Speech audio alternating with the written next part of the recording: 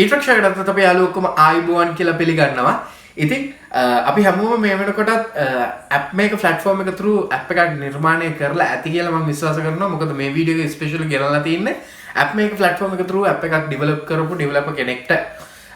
so මෙච්චර කාලයකට අපිට service providers ලා දෙන්නෙක් විතරයි Appmaker platform එක through audience එකකට pitch කරන්න පුළුවන් වුණේ. හැබැයි මේ වෙනකොට අපිට තවත් service provider කෙනෙක් අලුතෙන් add වෙලා තිනවා. ඒ තමයි SLTMobitel. ලොකු කස්ටමර්ස් බේස් එකක් තියෙන සර්විස් ප්‍රොවයිඩර් කෙනෙක් තමයි SLTMobitel කියලා කියන්නේ.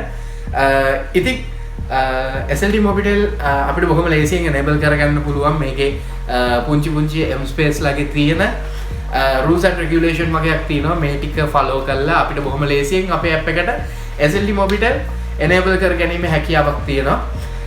ඉතින් අපිට ඉදිරියේදී අපිට Airtel නම් බලා ගන්න හැකියාවක් වෙන්නේ නැහැ. මොකද Airtel වා සර්විසස් එක්ක ඉදිරියට යන්නේ නැහැ කියලා ඔෆිෂියලි දැනුවත් කරලා තියෙනවා. ඉතින් ඒකින්ද අපිට ලොකු සාමාන්‍යයෙන් 95ක විතර crowd එකක audience එකක් තියෙනවා දැන්.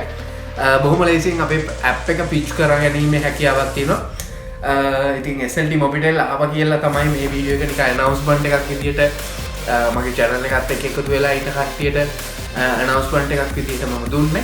ඒ වගේම මේ වෙනකොටත් ඔය Appmaker app එකක් develop කරලා නැත්නම් මට පුළුවන් මගේ playlist වල තියෙනවා ideamart Appmaker කියලා video series එකක්. ඒ වගේම Mobitel M Space platform එක ගැන ඔයා දන්නේ නැත්නම් මට බොහොම ලේසියෙන්ම මගේ video playlist එකක් තියෙනවා. ඒ වගේම ideamart ගැන ඔයා මොනවද දන්නේ නැත්නම් මට පුළුවන් ඒ දේ වුණත් මගේ video playlist එකක් තියෙනවා. ඉතින් ඒ ටික follow කරන්න. ඒ වගේම Mobitel enable කරාදී අපිට කරන්න තියෙන පුංචි වෙනස්කම් කීපයක් තියෙනවා. ඒ කියන්නේ Mobitel ලගේ තියෙන rules and regulation අනුව තමයි ideamart platform එකකින් නෙමෙයි අපේ apps Mobitel වලට approve කරන්නේ M Space platform එකකින්. ඉතින් platforms දෙක rules and regulation වෙනස්. ඒ වගේම ඒගොල්ලොන්ගේ requirement ඒ වගේම ඒගොල්ලොන්ගේ නීති රීති ගොඩක් වෙනස් තියෙනවා. වෙනස්කම් තියෙනවා. ඒ කියන්නේ ඔයාගේ mobile number එක Mobitel number එකක් වෙන්න ඕන. ඊට පස්සේ මේ Mobitel number එක ඔයාගේ නමටම register කරපු number එකක් වෙන්න ඕන. මේ වගේ පුංචි නීති කිහිපයක් තියෙනවා. M Space එකේ app එක develop කරපු එක්කෙනෙක් නම් මේ නීති ඔක්කොම මේ වෙනකොට දන්නවා.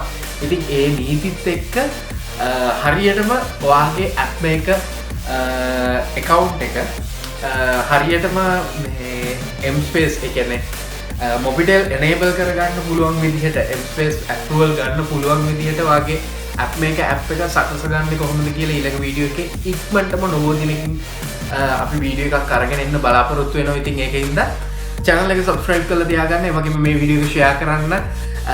Appmaker යාළුවෝ ඕගොල්ලෝගේ Appmaker කරන යාළුවෝ ඇති. ඒ වගේම Appmaker කරන්න බලාපොරොත්තු වෙන යාළුවෝ ඇති. ඉතින් ඒගොල්ලන්ට මේ වීඩියෝ එක ගොඩක් වැදගත් වෙයි. ඉතින් අනිවාර්යයෙන්ම මේ වීඩියෝ එක share කරන්න. අපි ඉස්සරහ වීඩියෝ එකේ Mobitel හරියටම අපේ Appmaker app එකට enable කරගන්න හැටි කතා කරලා බලමු. අදට අපි ගිහින් එන්න තවත් මේ ඉන්ට්‍රස්ටිං වීඩියෝ එකකින් ඉක්මනටම හම්බ වෙමු.